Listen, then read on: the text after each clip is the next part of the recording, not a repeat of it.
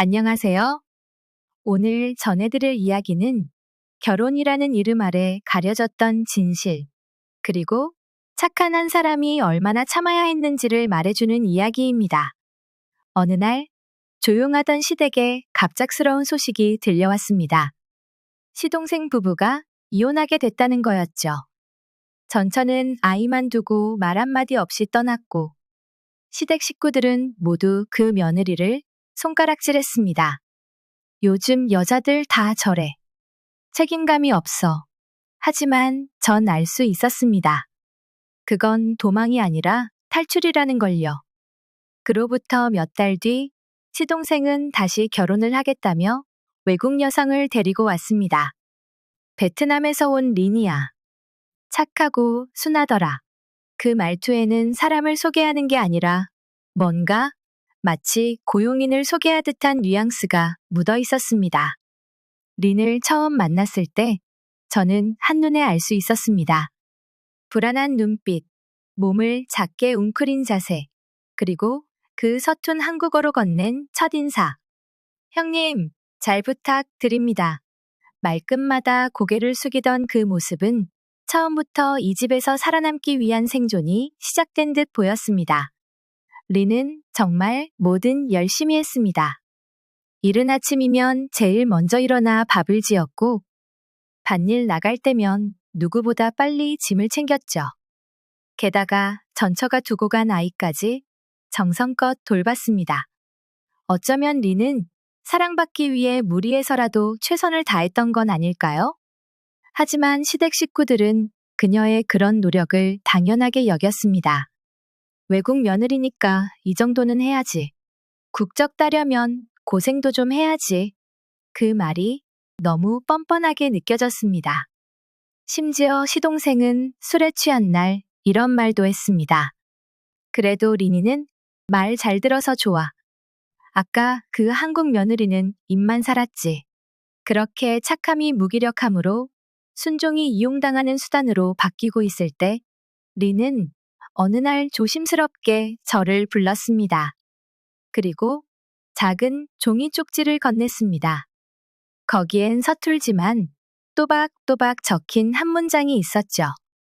형님, 저 집에 가고 싶어요. 그 순간 저는 알아차렸습니다. 린은 지금 눈에 보이지 않는 폭력 속에서 버티고 있는 거였어요. 말로 하지 못하니까 종이로 쓴 거였죠. 저는 남편과 상의해서 시댁 안에 홈캠을 설치했습니다. 처음엔 망설였지만 린을 그냥 두는 건 방치와 다름없다고 생각했어요. 며칠 뒤 그 카메라에 찍힌 영상은 말로 다 할 수 없는 충격 그 자체였습니다. 새벽 5시, 시어머니가 린을 깨우며 소리를 지릅니다. 이제 겨우 이 시간인데 뭐가 피곤해? 시집 왔으면 일해야지. 린이 몸이 아파 보인다며 조용히 말했지만 등짝을 세게 맞으며 끌려 나왔고, 시동생은 그런 린을 향해 말했습니다. 엄마, 저 사람 너무 물러. 내가 나중에 따로 말 좀 하게요.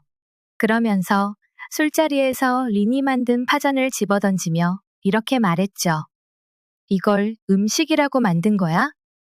이래서 한국 여자 말고 외국 여자랑 하면 안 되는 거야.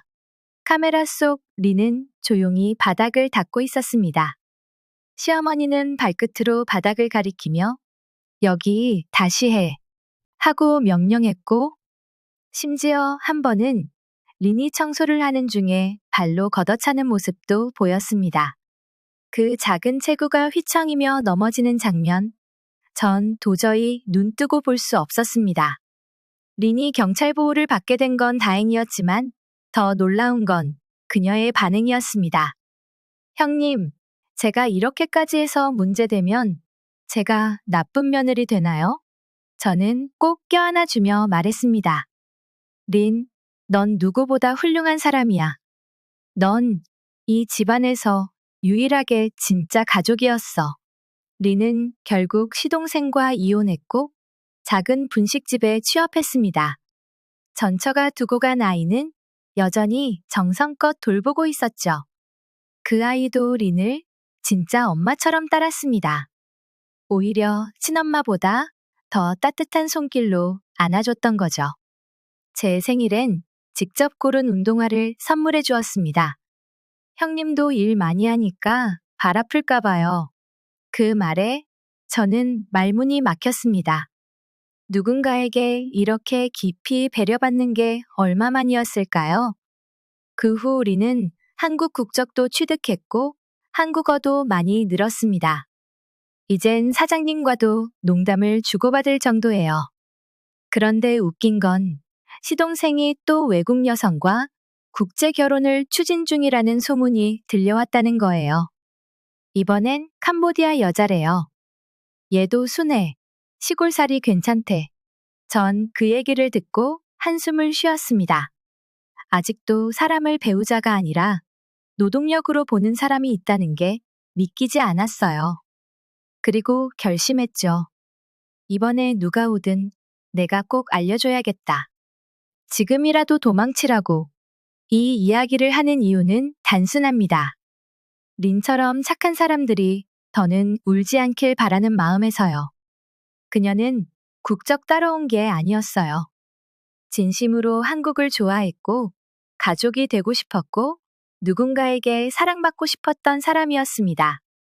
하지만 그 진심을 이용하려 한 사람들 때문에 그녀는 매일 밤 참아야 했던 거죠. 이제는 우리가 린 같은 사람들을 지켜줘야 합니다. 국제 결혼이라는 이유로, 낯선 땅에 왔다는 이유로 더 낮은 위치에서 시작해야 할 이유는 없습니다. 사랑은 평등해야 하니까요. 존중은 기본이어야 하니까요. 린은 지금도 성실하게 살고 있고 가끔 저에게 연락해서 형님, 오늘은 된장찌개 끓였어요. 라고 말합니다. 그녀가 편안하게 웃는 모습을 볼 때마다 전 마음속으로 다짐합니다. 절대 린을 다시 울게 하지 않겠다. 그리고 여러분께도 부탁드립니다. 우리 주변의 린들을 그냥 지나치지 말아주세요. 감사합니다.